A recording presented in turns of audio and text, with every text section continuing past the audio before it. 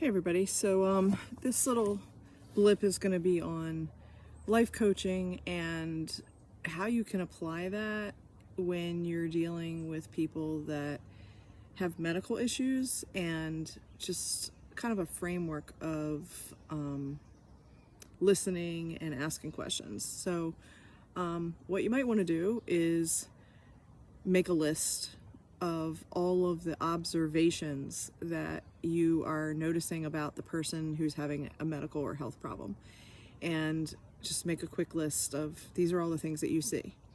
And then as you approach a conversation with the person who has the issues, you want to ask a lot of questions, like and it might be like an observation and then a question, like, hey, I noticed that you really didn't eat that much food today. Is that all you had?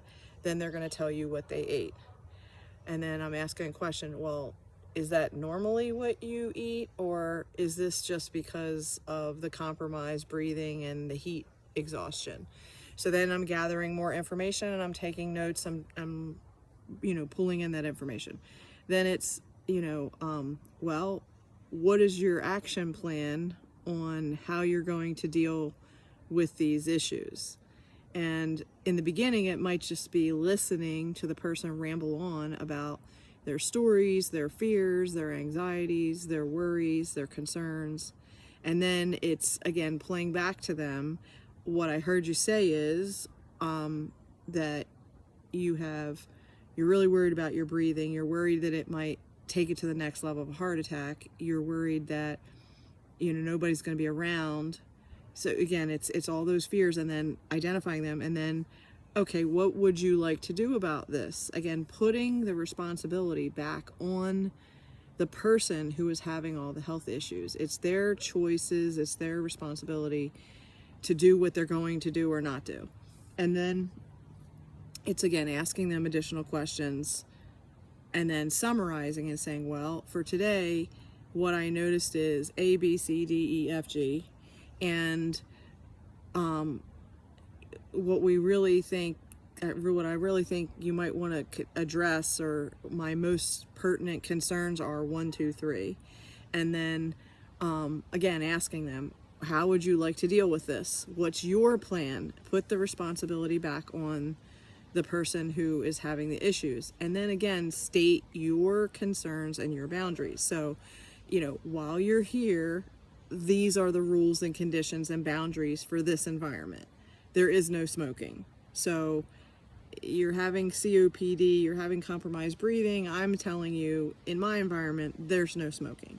So you're going to have to figure out what you're going to do about that non-smoking policy. So then it's, okay, moving to the patch as an example, moving to the nicotine gum. But the point is, they have to take responsibility to take the next step, and then they take that next step, and then again you restate to them, these are the rules, you're violating the rules, and I'm telling you that I'm not going to allow for this to linger on like this. So you need to take responsibility for your health, and this is an environment where I'm offering you health and wellness, and these are the confinements, these are the rules and regulations for this space and this environment. And again, it's on them. If they're having a temper tantrum, if they're angry, if they're raising their voice, if they're acting like a child, you're just witnessing it. You're just witnessing the Tasmanian devil do its thing. And then you're saying, okay, I'm here for you, and this is what I'm able to help you with. How would you like to proceed? What's the next step? And in that case, when they sit and think in their think tank, and they consider the choices that they have made that brought them to this particular intersection, this junction of health problems, then they have to make a decision about what they're going to do, how they're going to handle their health going forward. And in this case, this person, my dad, considered the options, and then he made a decision and went on his own and checked himself into a hospital. And the point is, my part of planting all the seeds was planting seeds, But the harvest for my dad has to come from his own acceptance and his own decision making that, hey, wow, maybe this is a lot worse than I think it is. Maybe I need to stop minimizing. Maybe I really do need medical help. And then he took a course of action to get that medical help. So part of this whole coaching elderly parents, asking them questions, again, the emotions of being a daughter and a father, those emotions that run, and they run deep, and the experiences, the history, whatever, the goal is to move beyond your emotions, get back to a state of factual logic. I notice ABC, 1, 2, 3. What do you want to do about it? Put the onus back on the person of what they're going to do or not do.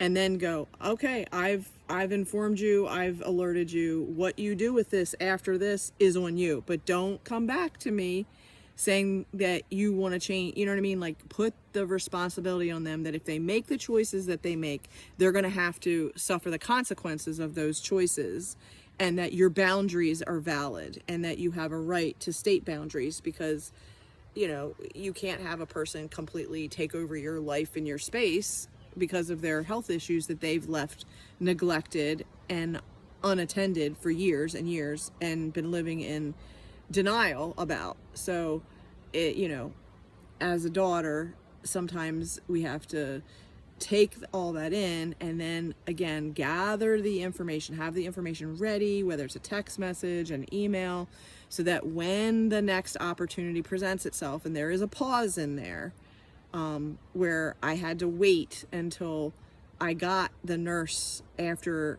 the nurses assessed my dad, and to then say, okay, here's all the variables. Here's all the variables that he probably didn't tell you.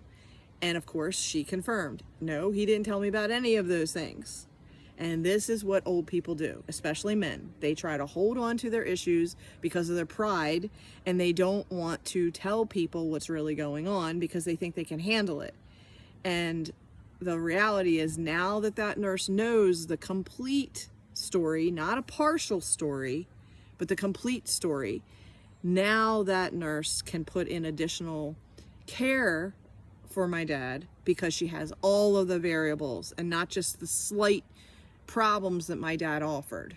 So I hope that that helps as you are dealing and caring for your parents or elderly people or people that have health conditions that you are appointed as a health care coordinator or someone to gather the information to help move the process along to the next stop. The other point is that many people that are elderly that are dealing with these types of health issues, mobility, breathing, just the inability to bend down and stand back up and pick something up, it eats at their pride and their ego. And so there is a bit of overwhelmment which occurs to the elderly in terms of all this tech, and you got to have a computer to do this and that, and my dad does not have all that, so he's not in that frame to be able to upkeep and maintain with all this computer stuff. So that means that he needs to request everything in paper to be printed so that he has a stack of all his health papers at his fingertips, to be able to communicate by phone on an audio call as opposed to all this other additional technology like Zoom or going in a portal.